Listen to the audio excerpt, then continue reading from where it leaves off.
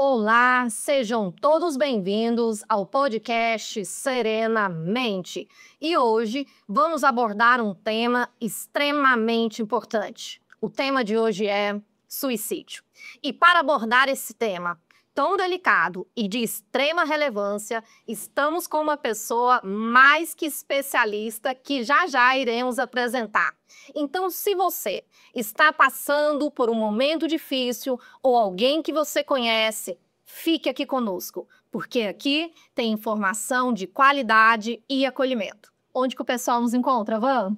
Vamos lá, vou passar as nossas redes para que você assista os nossos episódios e compartilhe, curta, que isso nos ajuda bastante. E para que você possa encontrar os nossos trabalhos, você pode nos achar no YouTube, no @serenamente.podcast, no Instagram, @podcast.serenamente e no TikTok, serenamente.oficial1. E agora temos uma novidade que nós estamos também no Spotify. Isso daí.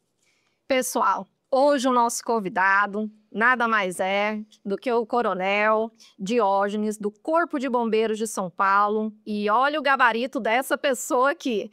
18 anos na Escola Superior de Bombeiros de São Paulo, idealizador da técnica e do curso de abordagem técnicas à tentativa de suicídio, que propagou para todo o Brasil, membro da ABEPS, professor do Instituto Vitaleri, cofundador do Instituto Brasileiro de Abordagem Humanizada às Tentativas de Suicídio, membro da IASP, formação acadêmica, policial militar, bacharel em Direito, engenheiro civil, psicanalista, mestre em Ciências Policiais pela Academia Militar de Barro Branco e doutor em Ciências Policiais e Segurança Pública, além de diversas publicações. Seja muito bem-vindo. Obrigado, Rita. Obrigado a todos vocês. Estou me sentindo acolhido aqui, viu? Estou me sentindo bem à vontade. Mentiu pra caramba sobre o meu não sei o quê. Aí eu falei pra ela, R$50 você me fala uma linha. Aí eu tô te devendo uma grana já antes. Não vou dizer. Hoje eu faço o Pix depois, eu faço o Pix pra você. Obrigado pelo convite, estou muito orgulhoso, viu? Ficamos muito felizes e gostaria de estender os meus agradecimentos também ao Coronel, né, Paulo Rica, juntamente com a sua esposa, doutora Ariane, que contribuíram para esse momento. Paulo Fernando, que eu conheço um grande amigo de décadas, né? Que legal que ele contribuiu. Ele também só para falar isso? Também. Tá que tudo é Mas você sabe que assim, eu já participei de alguns podcasts, né?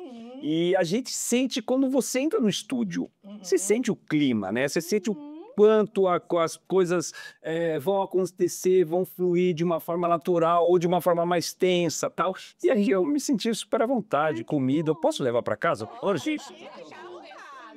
Eu agradeço de coração. Vamos falar sobre vida, né? Não vamos falar sobre suicídio, vamos falar sobre vida, né? Vida. É isso aí, que bacana. E em meio a um currículo tão grande como esse, Coronel, porque quando nós pensamos em bombeiros, né, eu vejo que está na cultura, né?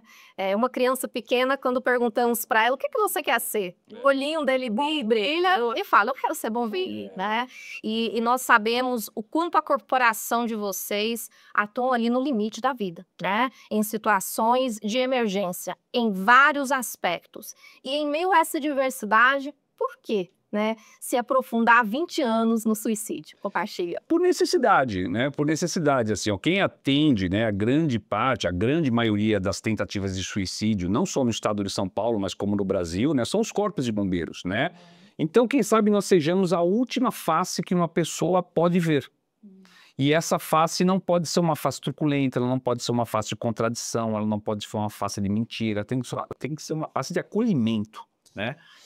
E em 2005, onde começa essa história toda, né, sobre vida, eu subo numa torre de transmissão de celular, aqui na Zona Leste de São Paulo, né, perto de um estádio de futebol ali, que é o Corinthians. Eu sou palmeirense, eu não posso pôr esses nomes aqui, né? E aí eu subo nessa torre de celular e eu vou te falar uma coisa, Crícia, meninas. A gente, na época, em 2005, a gente atendia uma tentativa de suicídio com uma certa raiva.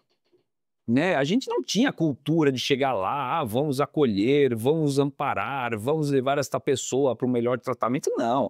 Você pensava o seguinte: para que eu vou perder tempo com uma pessoa que não quer viver, se eu posso canalizar meu tempo profissional para pessoas que querem viver, decorrentes de incêndio, decorrentes de salvamento, né?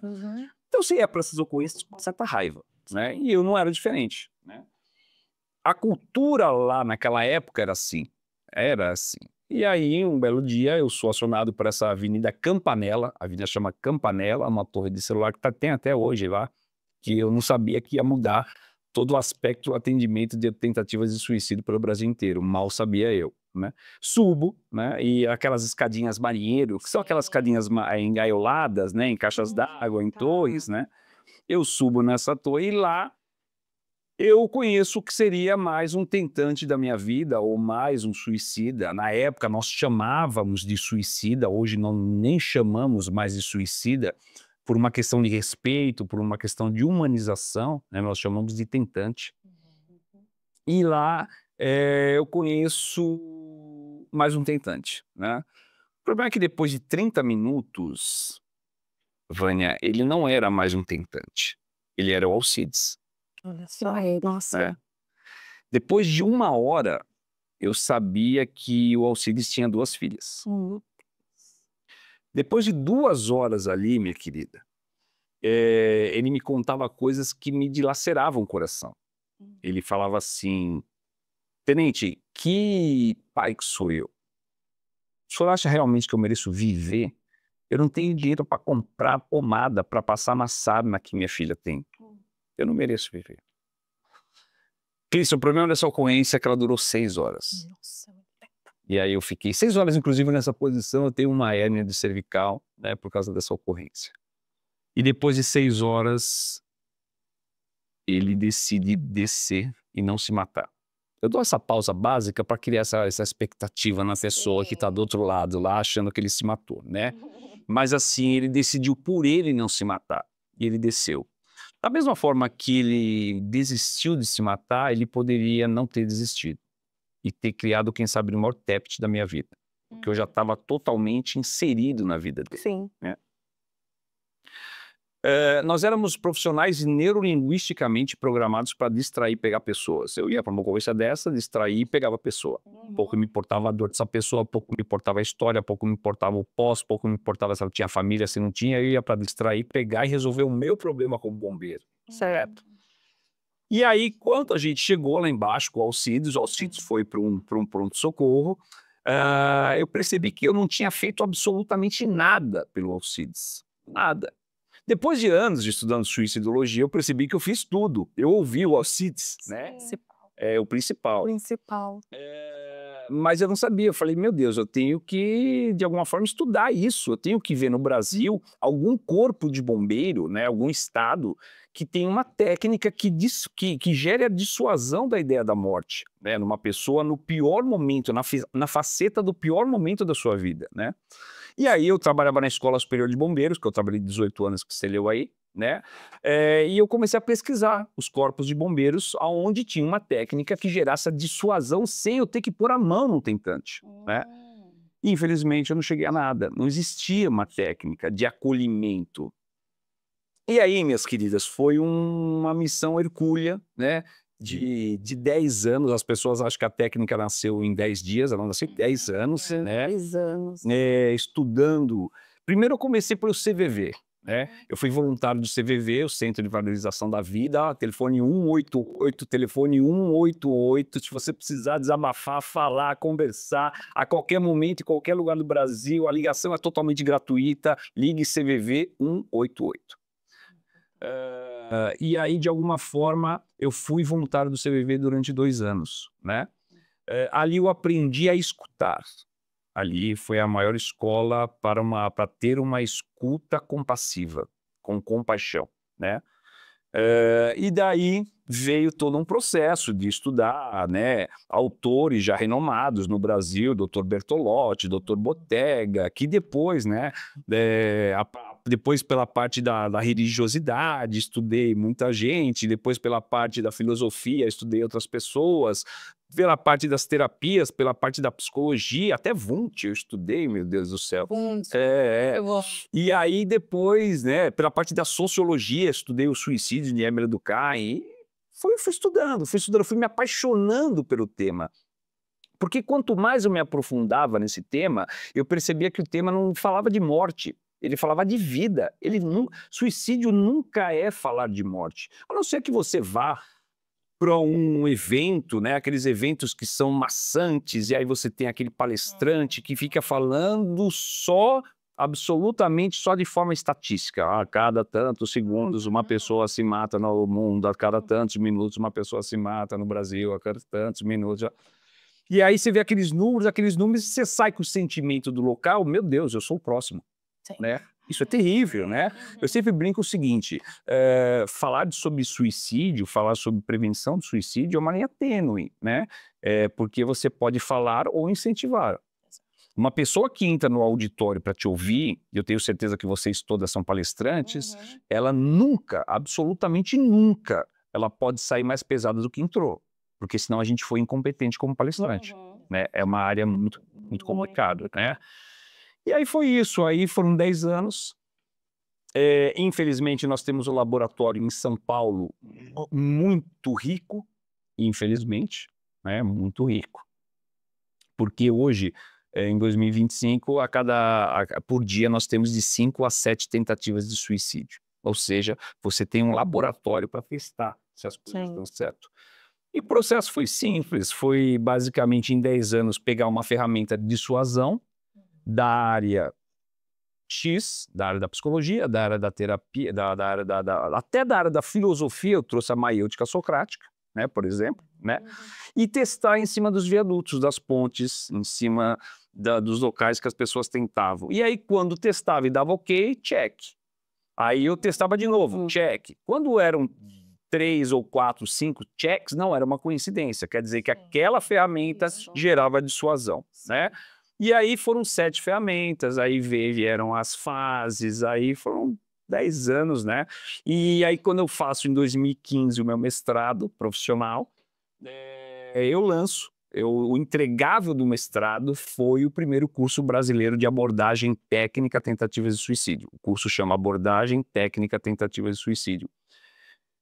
E aí, minhas queridas, por ter uma demanda reprimida nessa área de urgência, é lógico que você já ouviu muitos psicólogos falarem sobre suicidologia, você já ouviu muitos psiquiatras falarem sobre suicidologia, mas quem sabe eu seja o primeiro bombeiro que esteja falando na sua oferta de suicidologia, né? A primeira vez. Aí foi isso, aí, lembrando que eu não fiz nada sozinho, né? Eu precisei, nenhum pódio nas nossas vidas ele é solitário, todos são solidários, né? Então, eu precisei de amigos da psiquiatria, amigos da psicologia, eu precisei de amigos da religiosidade, eu precisei de amigos da sociologia, bombeiros, lógico, enfermeiros, uma gama de profissionais que me ajudaram a criar uma técnica que hoje acolhe pessoas nos seus piores momentos da vida. E aí eu quero saber uma coisa. Falo pra caramba, né, gente? Faz aí. Gente gosta. Amando. Então você não fez nada sozinho, né? Não, pai, o que o Alcides fez. Ele fez tudo. Fez tudo. Ele fez tudo, ele deu o pontapé inicial, né? O Alcides, que ele não chama Alcides, né? Ok. Ele não chama Alcides, ele... Na verdade, eu acho que só eu e a guarnição que estava lá atendendo sabe o nome real dele. Depois o Alcides vai para um livro, né? Que é o livro o livro chama Abordagem Técnica Tentativa de Suicídio, que ensina como abordar uma pessoa no pior momento. E aí o Alcides, ele deu o pontapé inicial. Mal sabe o Alcides, espero que esteja vivo, e deve estar, né? Que ele mudou o atendimento a tentativas de suicídio no Brasil e em alguns países já, porque nós já fomos para o Chile, já fomos para o Uruguai, e agora dia 23 de março vamos para Portugal, né? Vamos para Portugal e possivelmente por Portugal as portas ali sejam abertas da Europa, né? Sabe que eu tive um professor que ele falava assim, quando o médico erra, o paciente tem sorte, porque ele morre, o psicólogo deixa vivo. Que bom que você acertou, porque um bombeiro também deixa vivo, É isso aí, né? é isso aí. Então o Alcides foi teu primeiro case ali, né? E foi bem complicado, assim, lidar com aquilo depois, né? Porque eu não sabia o que era terapia, eu não sabia nada, absolutamente nada desse meio. Hoje eu fiz psicanálise por amar essa parte, né? Estou fazendo psicanálise, porque não existe uma formação na psicanálise, né? Você é constante, né? Você vê Freud, é uma coisa legal, você vê Lacan, é um negócio muito louco, que você tem que, pelo amor, viaja para entender alguma coisa, Mas, de alguma forma, isso me ajudou bastante, né? E aí eu percebi que, em algum momento, por lidar... Eu tenho 62 abordagens, né? Eu vi 62 vezes a face da morte do outro lado. Eu garanto para você que ela é cinza, ela é opaca, ela é triste. E essas 62 pessoas, elas têm uma coisa em comum. Elas não queriam morrer. Não queria. Eles queriam acabar com a dor, né? Então existe uma máxima que fala o seguinte, que o tentante, ele não quer acabar com a vida, ele quer acabar com a dor, Sim. né? E todos eles, todo tentante tem isso em comum, ele não quer morrer, né? Então, mas de alguma forma, ou pelo aspecto social, ou pelo aspecto, até pelo aspecto religioso, Jó, né? Eu falo que Deus brinca de Jó numa pessoa e tira tudo, vai tirando tudo, vai tirando. E aí vem uma concepção de suicídio que é o seguinte: o suicídio é o esvaziamento das possibilidades. E aí a pessoa não tem mais possibilidade. Mas que bom que a gente está em 2025, gente. Que bom que a gente não está na década de 40, em que uma pessoa tinha uma crise psicótica, ia pro Juqueri e fazia lobotomia nela, né? Hoje nós temos a psiquiatria altamente avançada com a farmacologia, conjuntamente com as terapias. Que bom que a gente tem esperança, né? Dizem que a esperança é a pior e a melhor coisa que o ser humano pode ter, mas nesse caso é a melhor, né? Nós convivemos diariamente com pessoas que têm transtornos de humor, transtornos de personalidade, e estão aí, estão vivendo, cada um dentro do seu ritmo, porque eu também tenho o meu, você tem o seu, e que bom. E uma coisa que eu acho legal é que você é uma pessoa alegre, né? Apesar de lidar com essa dor. Porque eu faço terapia, mulher. Então, Vou lá na doutora Ana, vá fazer terapia. ele é super alto astral, né? Não deixa, né? Aquilo te absorver. Isso aqui é falsidade. Não, tô brincando. Não, eu tô aqui olhando, né? Quando eu percebi que, de alguma forma, eu lidava com coisas pesadas e isso começava a ter reflexos até no sono, eu falo, opa, pediu pra parar, parou. Eu tenho que cuidar de mim, autocuidado. Vamos lá, tá falando na palestra e não tá fazendo na tua vida. Aí eu conheci uma tal de doutora Ana, né? Pago lá a sessãozinha pra ela, jogo meus monstros internos na cabeça dela e ela que se vira e vai fazer terapia. É tipo isso. Doutora Ana, você tá ouvindo, né? Tá assistindo esse podcast. Ainda bem que tem milhares de doutoras Anas pelo Você Brasil. sabe quem é você. Mas isso é muito bacana. Ver que até a pessoa que trabalha com isso, né? Ela precisa se tratar, se cuidar, porque não sei quem falou dos braços, foi até a Sabrina que falou, né? Como é que eu vou cuidar de alguém se os meus braços estiverem quebrados, né? Ela precisa se fortalecer para segurar o outro aqui. E é engraçado que na terapia eles perguntam, mas psicólogo tem depressão? Eu falo, Dentista não tem. Dentista não tem cárie, Existe esse estereótipo que a pessoa elas acham que a gente já nasce zerado naquele quesito, né? Sim. Sim, você sabe que eu acho que assim, ó, eu convivo com muitos psicólogos pelo meio, né? Eu percebi que assim, quanto mais o psicólogo se questiona, o terapeuta se questiona muito, né? E quanto mais você se questiona, mais você se perde. Sim. Teve uma época na minha vida que eu me perdi com religião. Me perdi. E aí eu falei pra minha esposa, eu falei assim, vamos viajar para os berços das religiões. A gente foi viajar por todos os berços, praticamente todos, né? A gente foi para a Índia, a gente foi para a Tailândia, a gente foi para o Japão, a gente foi para o Egito. Quando eu voltei, né, dessa peregrinação que dura alguns anos, né? Na verdade, né, foram nas férias a gente ia viajar buscando o berço da religião. Eu voltei mais confuso. E aí, o que você fez? Eu falei, caramba, meu, quando me perdi mesmo. Então, assim, o negócio é não questionar muito. Deixa. e se joga, né? Quando você perceber que está precisando de ajuda, procure ajuda. Quando você... assim, ó, depressão, eu aprendi, minhas queridas, que depressão não mata. E por que a gente fala tanto de depressão? Porque depressão é a mais pop delas. Como diz meu amigo André Trigueiro, né? Um jornalista que lida muito nessa área também de saúde mental, tem um livro maravilhoso chamado Viver é a Melhor Opção. Né? Que legal. É muito simples de entendimento e muito exato, né? E ele fala o seguinte: a gente fala muito de depressão porque é mais pop.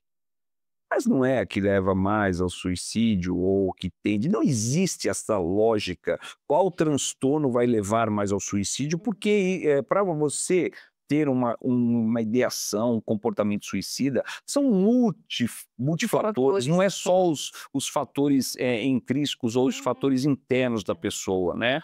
Você tem que aliar também a parte externa da pessoa, você tem que aliar as perdas da pessoa. Então, assim, você tem que multiplicar pelo tempo que essa pessoa tiver em sofrimento. Então, assim, as pessoas tendem a querer simplificar por que uma pessoa se mata. Gente, uma pessoa se mata porque houve o esvaziamento das possibilidades durante muito tempo. Não só o transtorno, né, estava envolvido. Mas, assim, quando você pega uma pessoa com depressão, borderline, burnout, qualquer outro transtorno de humor ou personalidade, você tem a busca pela cura natural. Está no id de todos nós queremos sobreviver. Nós queremos sobreviver, né? A um local intangível, né? E qual é o primeiro degrau para você sobreviver? É você aceitar a doença. O primeiro degrau que leva à cura de qualquer doença é aceitar a doença, que ela existe, né? Então, assim, borderline não mata. Esquizofrenia não mata. Depressão nunca matou.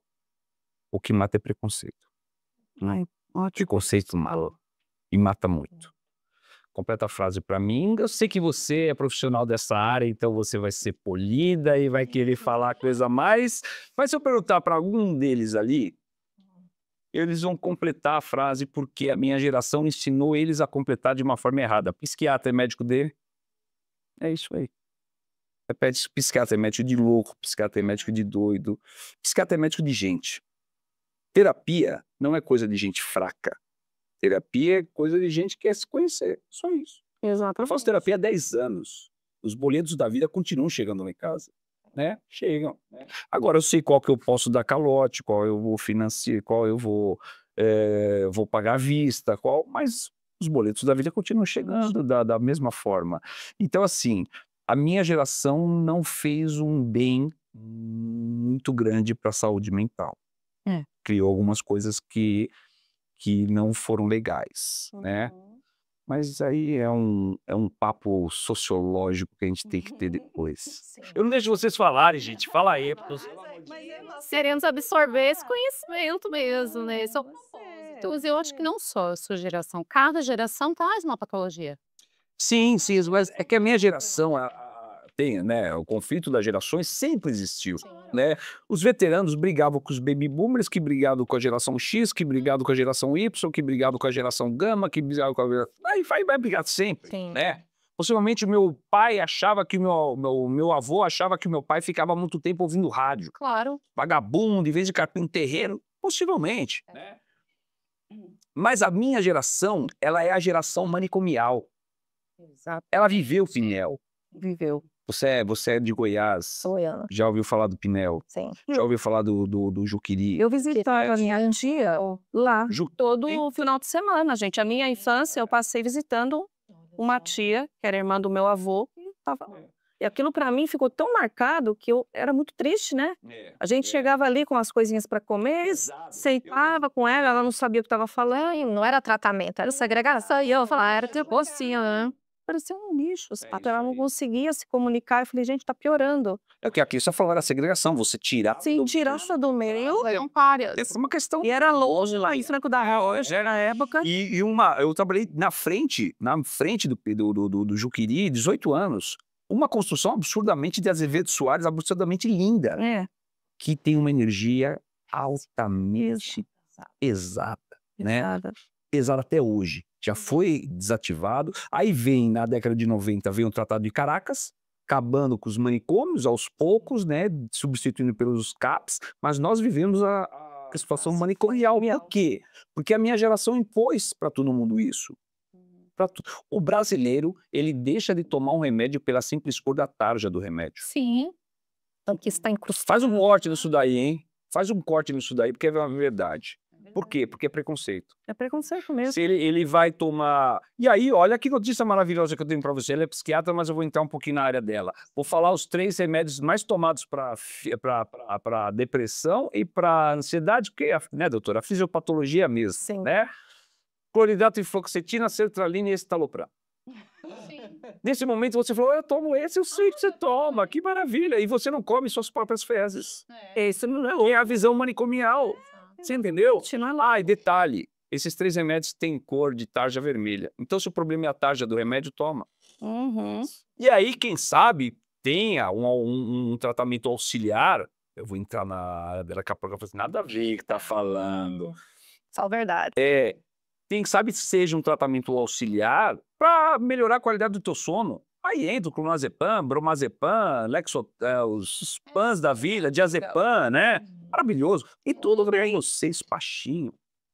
Há 3 dias atrás eu estava altamente ansioso, eu não conseguia dormir. Entre não dormir e tomar 3 gotinhas de clonazepam, hoje eu tomo as 3 gotinhas de clonazepam. E eu não tive vontade de comer minhas fezes. Nossa, que Natito, já aqui.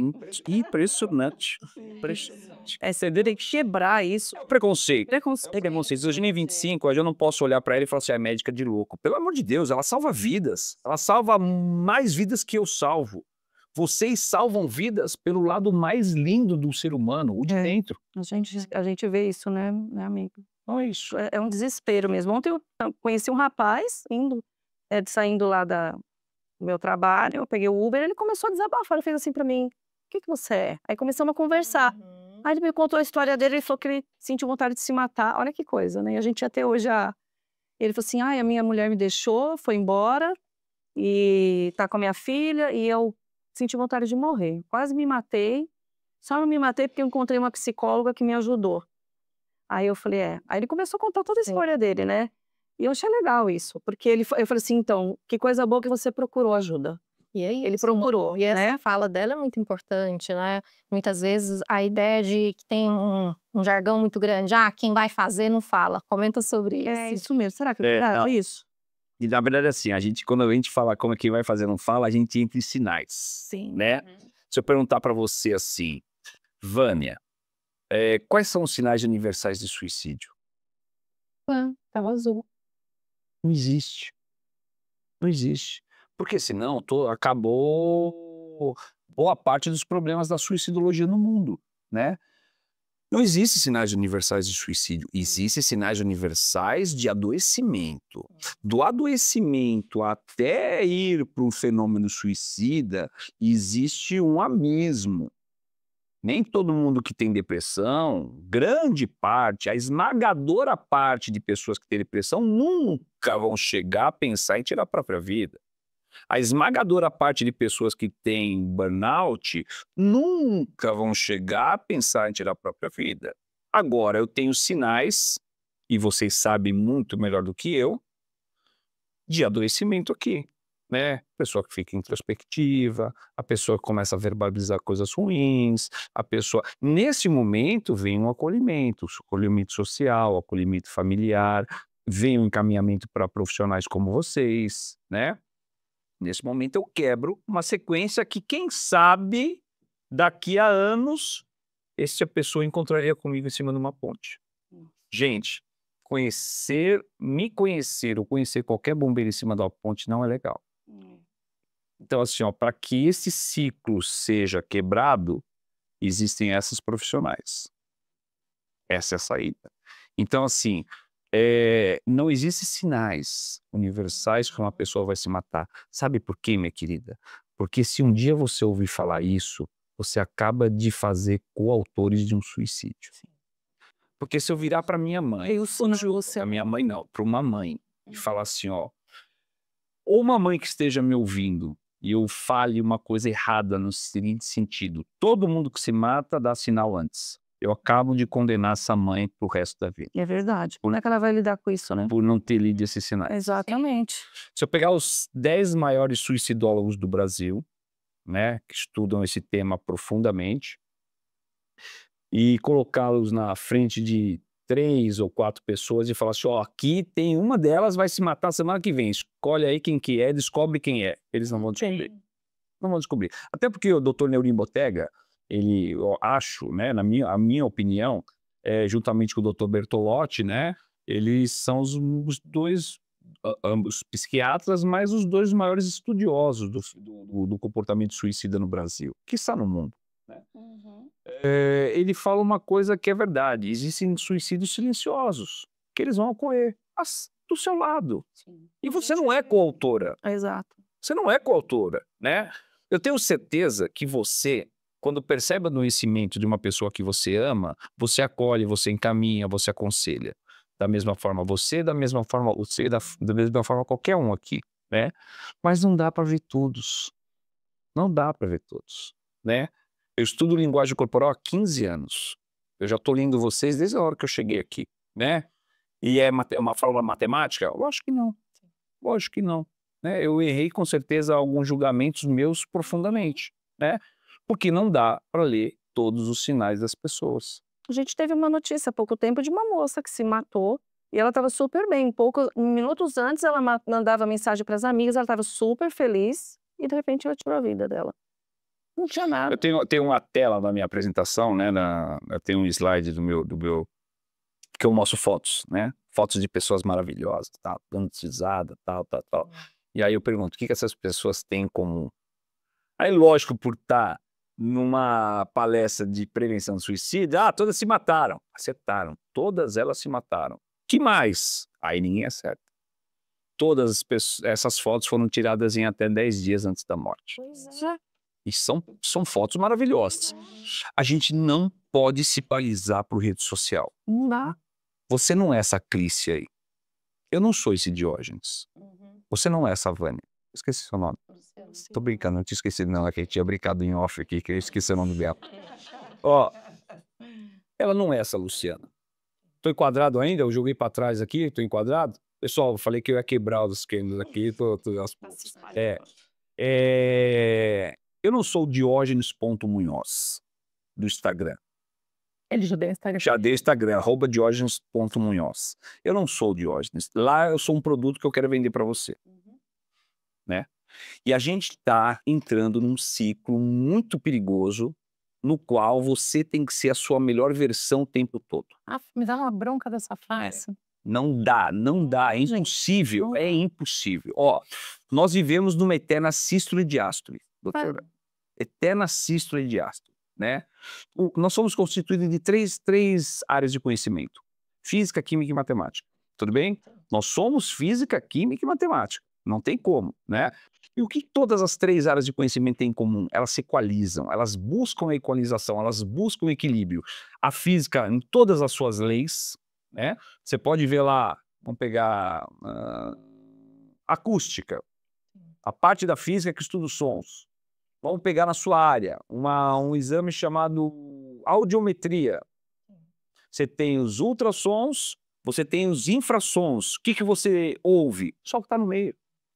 É só o que está no meio. Então, quando você... a química se equalizam nas ligações covalentes, estáveis e instáveis. A matemática, nas equações. Ou seja, quando você tiver na sua pior fase, vai acontecer alguma coisa para te jogar para o meio. Não para cima, para o meio. Quando você estiver na sua melhor fase, vai acontecer alguma coisa para te jogar para o meio. Porque é lá que a gente vive. Nós temos uma vida de gado. Trabalho, almoço, trabalho, jantar, dormir, acordar, trabalho, almoço, trabalho, jantar, dormir, acordar, trabalho, almoço, trabalho, jantar, dormir, acordar, trabalho, almoço, trabalho, jantar, dormir, acordar. E de vez em quando, eu tenho um evento social. E aí eu vou lá e posto como se aquilo fosse a minha vida. Aquilo é uma fatia de uma tomografia computadorizada na minha vida. Não sou eu.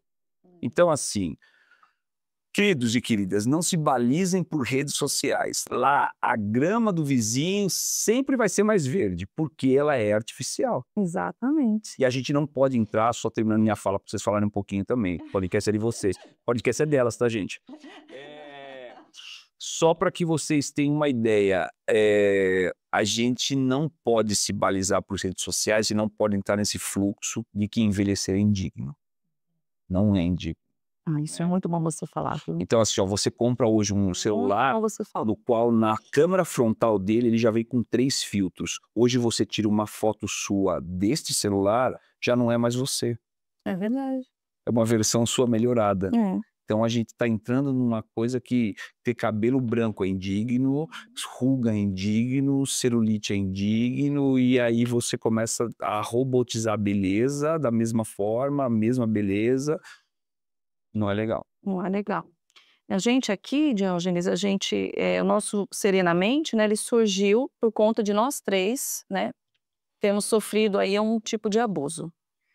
Essa questão do abuso, você vê muitos casos em que as pessoas que não conseguem sair desse ciclo acabam partindo para isso, para tentativa de se matar. É um fator, né? Então, assim, no meu doutorado eu tive a pretensão de fazer... Tentei fazer uma fórmula de um possível suicídio, né? Uma fórmula, como seria um possível... Se eu tivesse que... Por ser engenheiro de formação, né? Então, o meu mundo é cartesiano, né? O meu mundo é X, é Y e de vez em quando tem um Z. Então, assim, tudo tem que ser certinho, ainda mais sendo militar e tal. Basicamente, já pegando o rio. É um desenho. Basicamente é assim, ó, depois eu vou mostrar para a câmera. Imagine fatores, abre parênteses, de uma forma matemática mesmo, tá bom? Fatores internos mais fatores externos multiplicado pelo tempo, e aí eu vou dividir. Então isso daqui é igual, dá para ver aí? Dá para ver? Fatores internos. Fatores internos mais fatores externos multiplicado pelo tempo. O que são isso? Fatores internos, área dela, ou área de vocês. Tá. Burnout, todos os transtornos. Fatores externos, a perda, um luto, a perda de um modelo de vida, a pessoa que é rica perdeu De tudo. repente perde tudo. Perdeu alguém que ama, um luto mal maturado, ou um luto não compreendido, ou um luto não autorizado, tudo bem? Tá. Multiplicado pelo tempo que essa pessoa está neste... Meu lado, professor, está aflorando nesse momento, professor. Multiplicado pelo tempo que essa pessoa está nesse sofrimento. Isto é igual, ou pode ser igual, a uma tentativa de suicídio. Tá. Tudo bem? Como qualquer outra fórmula, ou como em qualquer outra fração, quanto maior o denominador da fração, menor vai ser o resultado. Sim. Então eu tenho que investir no denominador. O que é denominador? Qual é o denominador? Nossa, a mesma fórmula, viu? Tratamento eficaz. Onde vocês entram? Aqui no denominador. Pode usar isso, viu, menino? Vocês aí, Deixa eu explicar. Né? Quanto maior o denominador, menor a possibilidade de eu ter uma tentativa de suicídio. Desculpa, viu? Pegar dessa forma tão abrupta. Eu me empolguei, mulher, eu me empolguei. E falando sobre isso, Tenente, você trouxe uma questão que às vezes a pessoa que não está ali na vivência disso acha que é só o jovem que tenta, mas os índices são diferentes, né? E aí, por exemplo, a pessoa de maior idade, os aposentados, como que é esse cenário? Então, que são leituras da tentativa de suicídio de forma diferente, né? Porque um jovem se mata, meu Deus, ele tem a vida inteira pela frente, ele tem conflitos, né? Ele tem conflitos pessoais, ele sofre bullying, ele tem aspectos de sofrer o inesperado. Por que uma pessoa de idade que já viveu, já foi calejada pela vida se mata? Fazer de novo aqui, didaticamente, ó. Ela até tomou um susto de novo aqui, ó. Ela já viu A pessoa nasce aqui, Já deixou na página branca. a pessoa nasce aqui e a pessoa morre aqui. Tudo bem? Quando ela passa do meio, a tendência não é mais ela caminhar nesse sentido olhando para frente. Ela caminha nesse sentido porque o tempo é inexorável, não vai parar nunca, mas olhando para trás. E aí onde você tem o saudosismo. Na minha época, Naquela época, então assim, eu nasci aqui, eu vou morrer lá. Quando eu perceber que eu tenho menos vida do que eu já vivi, eu viro e começo a olhar o passado. Mas eu continuo caminhando, porque o tempo não para. E aí é a falta de projeção. É onde vem o suicídio mais maduro, onde vem o suicídio porque eu não tenho mais objetivo. Quando você tira, é o que eu falei, o esvaziamento das possibilidades, Sim. né? Essa frase é do Dr. Carlos Aragão, um psicólogo do Piauí, né? O suicídio é o esvaziamento das possibilidades. Então, quando você tira o objetivo, tira a esperança de uma pessoa, aí é onde vem a... Lógico, é só isso? Não. Você tira a família, às vezes você tem um transtorno aliado, você tem muitas outras coisas. Mas é isso, é a diferença. O conflito do suicídio, as inseguranças do suicídio do jovem, aliado a todos os fatores sociais que ele está passando, e aqui é o esvaziamento de tudo isso. Sim. Entendeu? E qual o recado que hoje o tenente poderia dar para aqueles que nós chamamos, né, aqueles que são os sobreviventes enlutados, né, do suicídio, que muitas vezes é o que nós comentamos há pouco, a questão da culpa, né? O que você poderia dizer para essa pessoa? Que a cadeira do coautor vai estar sempre vazia. Sempre vai estar vazia. Não existe coautoria no suicídio, né? É lógico que para uma mãe que perdeu um filho para o suicídio, a dor é dilacerante. Esta mãe vai ter que maturar um luto no tempo dela, mas é uma dor de perda, uma dor de luto, não uma dor de coautoria. Não dá, como a gente disse anteriormente, para você ler todos os sinais à sua volta. Não dá. É impossível você ler todo o adoecimento à sua volta. Não dá. Até porque você teria que ser uma esponja magnética absurda de energia e você estouraria, né? Não existe coautoria no suicídio. Eu vou... curso, você também, pegando um pouquinho... Não, desculpa também te cortar. Assim, fazendo uma linha do que você está falando, você entra também com uma parte de recurso de enfrentamento para a família ou para a pessoa? Não, não. Não? Quando a gente criou o curso, a gente teve um cuidado muito grande em não invadir áreas, e não invadir responsabilidade. Por exemplo, o bombeiro que fez o curso de abordagem técnica a tentativas de suicídio, ele tem contato com o tentante depois da ocorrência, depois de ter dissuadido a ideia da morte, né? Ele tem contato com aquela pessoa? Não, porque senão ele se tornaria um terapeuta. Mas no momento, você não entrega para ele o recurso de enfrentamento? Não. Você trabalha com dois fatores, basicamente. Você trabalha com os fatores de proteção dessa pessoa, tenta buscar com ferramentas, né? Essas ferramentas que eu citei, fatores de proteção, e você elimina todo o custo dos fatores de risco. Porque fator de risco de uma pessoa tem que ser tratado aonde? Com vocês. Com vocês, não comigo. Porque se eu me aprofundar num fator de risco de um tentante, ele vai se matar. Entendi. Ele vai se matar. Né? Então, assim, ó, eu elimino. Toda hora que eu encosto num fator de risco, eu elimino. Eu mudo de assunto. Aciono uma ferramenta. Vou mudando. Quando eu achei um fator de proteção, aí eu me pego nele. Gruda ali. Pego nele. Vou. Extinguiu esse, vou para outro. Porque assim, essa frase é da Monja Coen, não é minha, tá bom? Dona Cláudia, hein? Vai assistir a gente, um grande abraço para ela, minha querida. Um tentante, ele não consegue ver a luz no final do túnel, porque simplesmente não passou do meio do túnel. Mas a luz está lá. Quem são as luzes? São os fatores de proteção. Qual que é o papel do abordador, do bombeiro? A gente chama de abordador, né? É assim, são vários atores, né, num cenário. O abordador, bombeiro, ou profissional que fez o curso de abordagem, porque só bombeiro faz o curso de abordagem, não. Psicólogos já fizeram, médicos já fizeram, jornalistas já fizeram, é uma pessoa que pode se deparar com uma tentativa de suicídio, né? O abordador, o tentante, é aquela pessoa, e nós estamos numa abordagem, não estamos numa negociação. Porque, Clícia, eu consigo negociar a tua vida com você mesmo? Consigo? O que vocês acham? Eu consigo negociar a tua vida com você? Eu vou te dar um exemplo. Não se mata que eu te dou uma Ferrari com o tanque cheio. Tem lógica isso? Negociação quer dizer troca. Eu não negocio a vida de uma pessoa.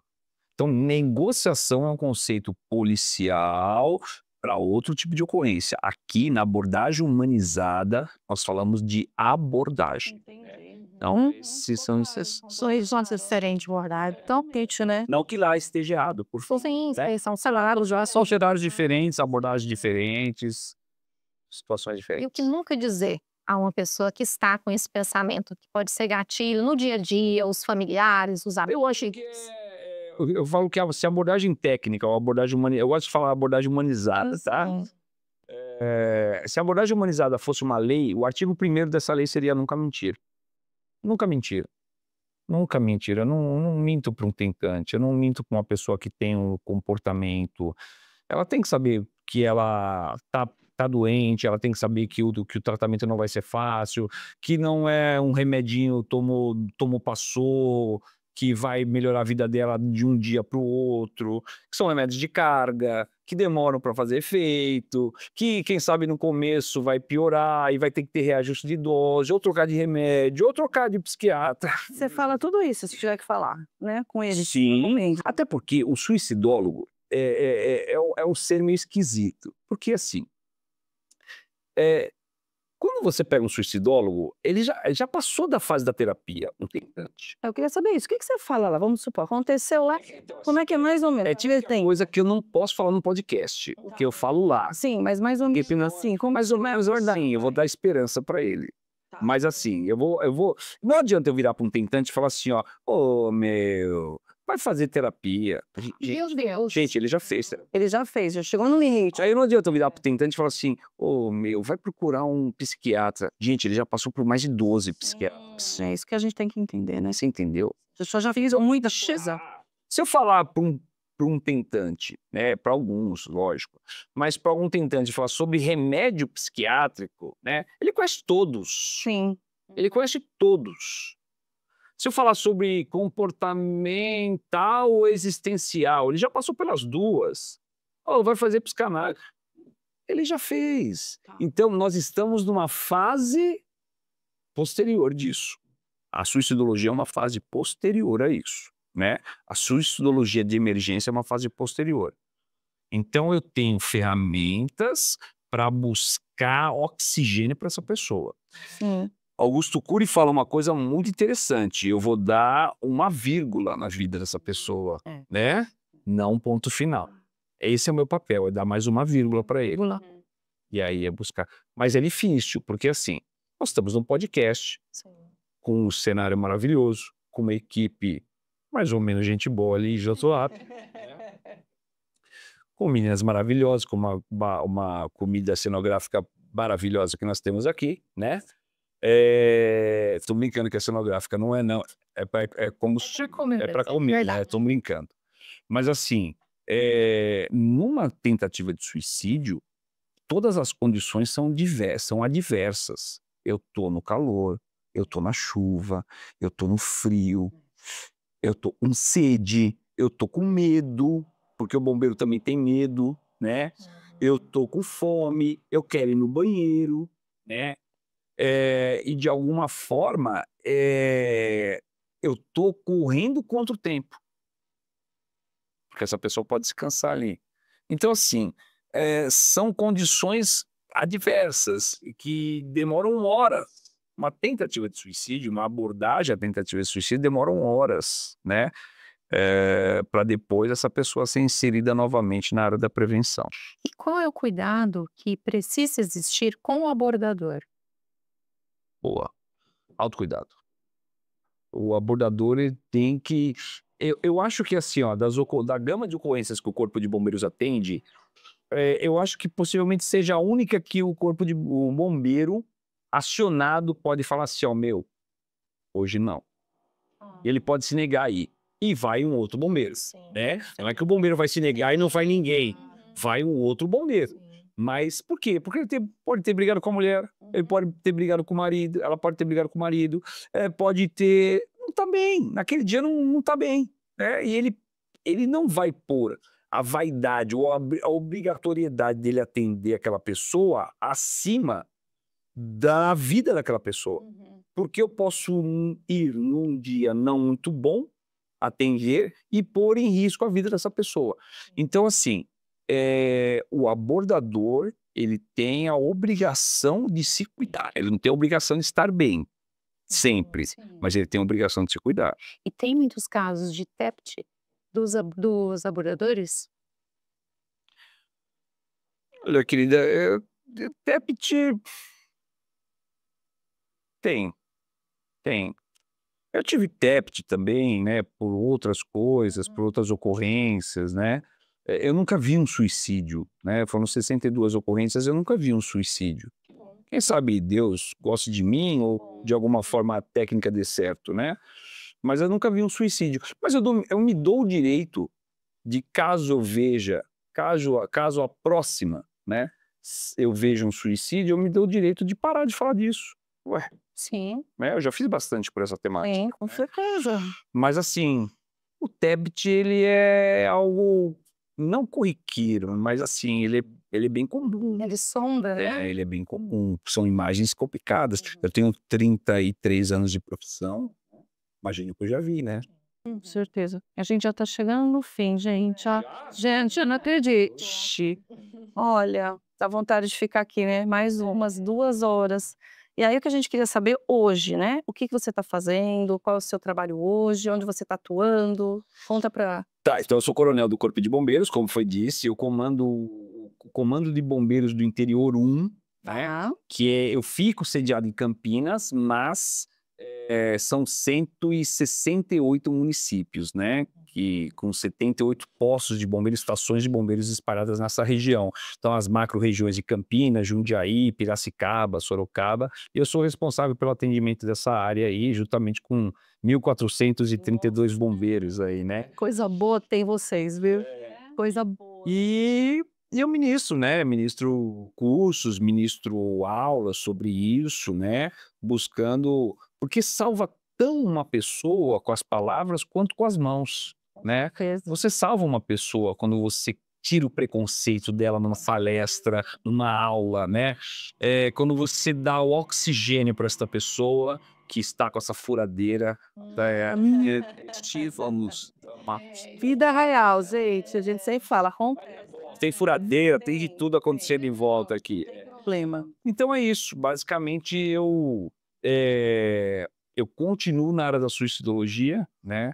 Eu acho que nela estarei por mais algumas décadas aí. Muito bom. Eu falo sempre aqui que o trabalho que a gente faz, né, juntamente com outros profissionais, né, como ele, outros que já passaram aqui, é exatamente isso. Levar uma esperança, tirar a pessoa ali daquele momento da dor. E às vezes um vídeo salva também uma vida, né? A pessoa se encontra, ela entende o que ela está vivendo, vai buscar ajuda. E é isso, a gente está aqui junto para continuar ajudando, né, coronel? E a gente preparou uma lembrança para você, Puxa vida. tá? Porque assim, menina gosta de dar presente. Que bom. Que menino gosta de receber, né? Não sei se os meninos gostam de receber, mas Poxa, as que legal. mulheres... Ó, Que legal. Obrigado, serenamente. De quem veio a ideia do nome? da Cli. Que legal, bacana. Garoto, Parabéns, gente. Você está frente trabalhando nessa área. Agradeço de coração. Todas as vezes que me chamarem aqui estarei. Com certeza não chamo de muita coisa pra gente conversar. Só foi eu pensar, e se pode deixar você de casa com vontade. Assistir o próximo episódio. Então, você já passou suas redes? Já passou? Diógenes.munhoz no direct, né, do Instagram. Fico à disposição. Lá sou eu mesmo que respondo, né?